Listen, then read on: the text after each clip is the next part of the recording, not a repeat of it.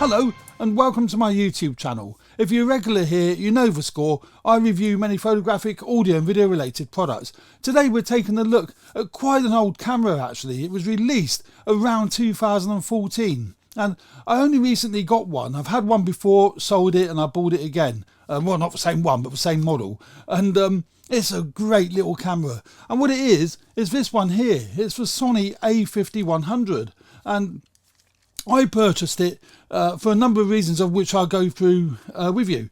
Now I got it with its kit lens. It's a standard 16 to 50 Sony kit lens, nothing exciting. Power zoom lens, that's the lens, nothing special about that lens. But it actually produces nice images, you know. And I wanted, I've been looking for one for a long time, years really, a nice compact camera I can stick in a pouch such as this. Just happens I have one and that slots in there reasonably nicely. It's slotted in there even better if I use the 16mm lens or the pancake 20mm lens, which I haven't got but I will get. But that slots in there quite nicely on my belt. Got it with me all the time. Now I've been using various other cameras. I've got a Panasonic GM1. That's a micro four thirds sensor that fits nicely in a pouch and it's even smaller. But I found with that one, it was just a wee bit too small and had no grip. This one here, it is really compact. It's very light, but really compact. It's got a really nice grip. You know, considering its size. The weight of this camera actually is really light, and it is actually 283 grams. So, you know, that's a nice lightweight. And with a compact lens like its kit lens, it's great. You can take that around anywhere, shove it in your coat pocket, with me the pouch. As I say, the Panasonic one was just a wee bit too small. I've also got the Sony ZV-1, which I've been using. And well, I'm using it now. It's actually filming this shot up here. And fantastic camera, can't knock it at all. 1-inch sensor. So the image quality for stills is good, but it's not ever going to be as good as an APS-C sensor. And I'm so used to what I'm getting off my other Sony cameras. I was really wanting an APS-C sensor body. I have got this little Nikon Coolpix A that I've been using. Great little compact camera, shove in your pocket. APS-C sensor, only 16 megapixel, but I mean that's completely fine. But because it's an old model, it hasn't got the tilty-wilty screen, and again that's something that I really do miss. And the autofocus can be a bit hit and miss purely because the age of a camera. You know, it takes a bit of fiddling to get the autofocus right. So I won't be selling it because I do like the camera. So, you know, I'm back to the Sony. I love the Sony. It's got, you know, nicely made, and it has got, unlike the Nikon Coolpix A, that's got a fixed screen. This one has got the tilty-wilty screen. It actually flips up. So if you're doing low down photographs like that, you can see the screen.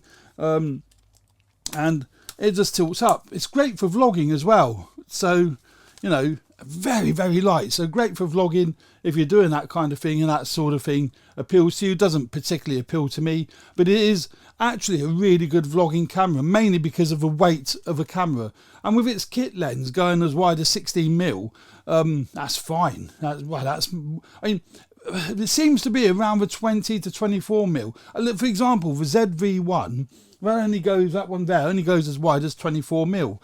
A little bit tight for most vloggers, but with this kit lens you can go as far as 16, so you don't even need to hold it that far out. You can hold it in quite a bit closer and still get a good ambience of your surroundings and that kind of thing.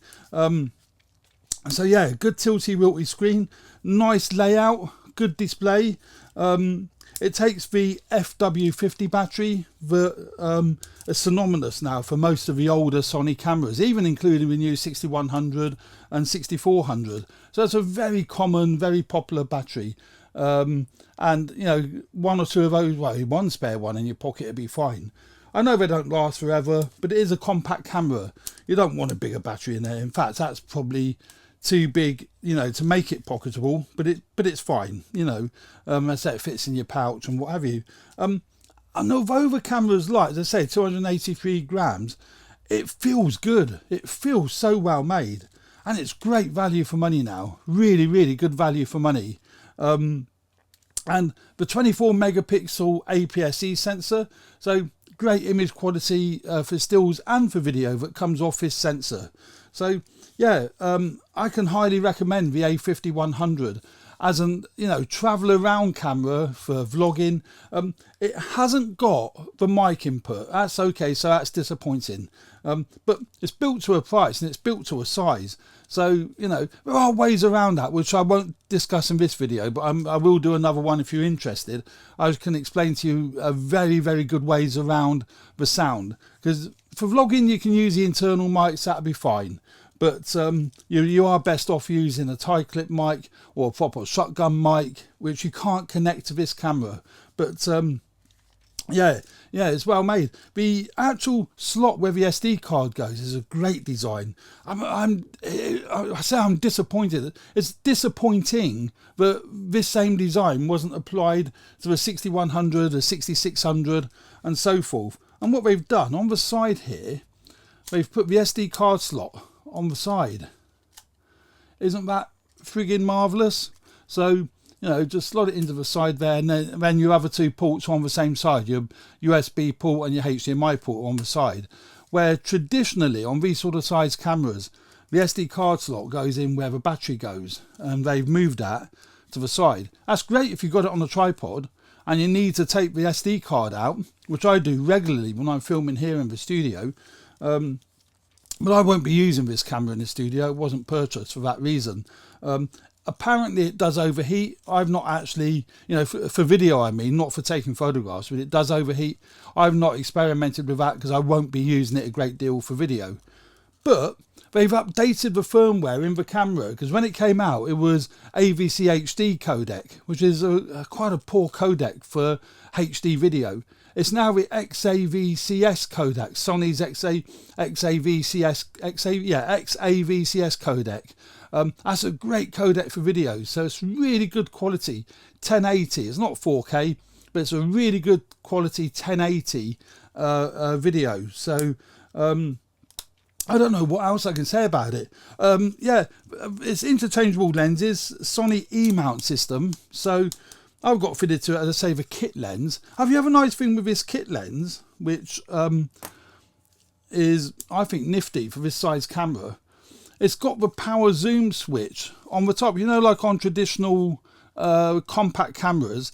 So you've got on the top here, you can actually zoom in and out using the slider on the top of the camera, and that'll zoom the image in and out. I think that's very, very nifty. I like that. So when you are out and about, you don't have to fiddle with the zoom on the lens. You literally just zoom in and out on the camera. Brilliant little feature. I don't know what other lenses are like with that. Other power zoom lenses will work with that, I don't know, but it does work with that one. But the great thing with the E-mount, if you do want to develop your photography or your video, you can buy E-mount lenses for this camera, and as you expand you can use the same lenses on your newer models. So I've just put on there the FE 50mm.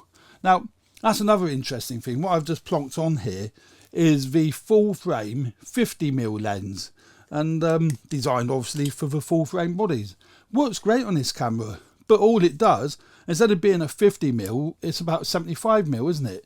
So it becomes a short portrait lens on an APS-C body, but still works great. The autofocus works great, and what have you. So a very flexible camera, a very, very good price point. Can highly recommend it to absolutely anyone. And as I say, the images that come off this sensor are really, really nice images. If we have a very quick look at what we got here, let's go. What I will, before we go into this, I will just say these images will be up on my Flickr page. So there'll be a link in the description to my Flickr page, so you can actually take a look at these images and see for yourself. Most of them are taken with the 16-50 kit lens. I may have put another lens on as well. But the nice thing with Flickr, you can see down the right hand side what lenses and what apertures were set and what have you. A lot more information than what I can put on this YouTube video, and the quality will be a lot better than what the YouTube compression will show. But you can see here, this is just a few images that I've taken, you know, with this camera. And these images are lovely. They're sharp. The colours are nice that come off the sensor. The bokeh, well, that's all down to the lens. That's not down to the sensor. But you're not going to have any complaint with image quality coming. I don't know why my computer does that. It doesn't always look sharp when I zoom in, but it is sharp. Yeah, very, very nice. Really nice images. And quite good dynamic range as well, so you can adjust the brightness and contrast, shadows, your highlights and what have you. And you know, it's good. Yeah. I did mention the video quality that comes off this camera's sensor, and it's really good. I thought it's only fair I do a quick video clip to show you how good the video is with the Sony a5100. I'm using this handheld out in the garden. I'm not into vlogging, but you can see what the video quality is like. It is only 1080, as I said earlier, but it's a really good quality 1080 coming off this 24 megapixel sensor. Now, there are two things about this camera as well that differ from the a6000, the 6100, 6600 and what have you. The first thing is, what's made this camera really compact, there is no viewfinder.